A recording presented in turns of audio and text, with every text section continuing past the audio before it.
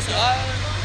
Thế thì để đồng ý ra kia sửa. Kích thước thì đo thì cũng đo rồi, còn đâu Chiều cái qua ra thì mặt anh mà cũng sửa. anh tin rồi là anh phải đường hàng đến rồi anh nó bảo Sáng này chắc nó chỉ chuyển 2 khối thôi. Một buổi sáng nó chỉ chuyển 2 khối. thế thì trong chỗ này sửa có anh Ngoài kia mình đi ra kia mình lấy bằng cái sơn lấy dao ấy đang có.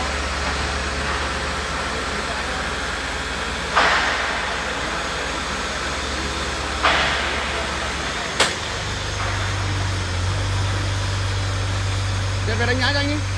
Anh không cầm cái đồ đi. Không, anh đi ra ngoài kinh doanh. Đánh giá cho anh Tâm. Đánh giá bằng chứng rồi. Em vừa lên 3 dự án rồi. Thế làm cái khó. Con về viết lại đi. Em đánh giá trực tiếp vào cái báo cáo tuần thôi. Ừ. Không phải không sửa lại nó đấy để cho anh tí học đấy, đang đọc của anh đấm cái mình. Này chứ công nhận không đang đưa anh. Vâng. Vì đấy là em đánh giá rồi. Nhớ ông cộng thêm vào hết. Không cộng thêm đâu. Hay ông giảm đi. Có thể giảm đi thôi. Giảm cái hạn hoàn thành ấy.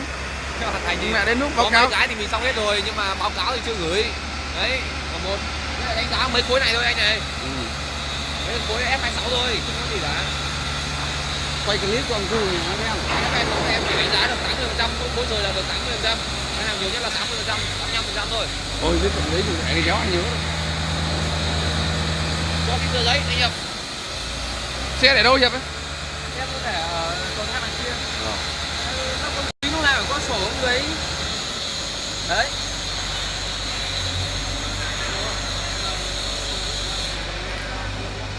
Đó lắp vào đi.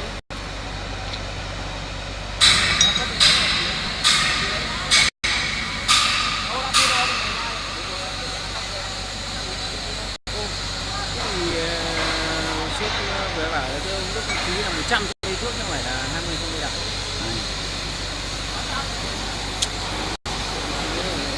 Lĩnh đi.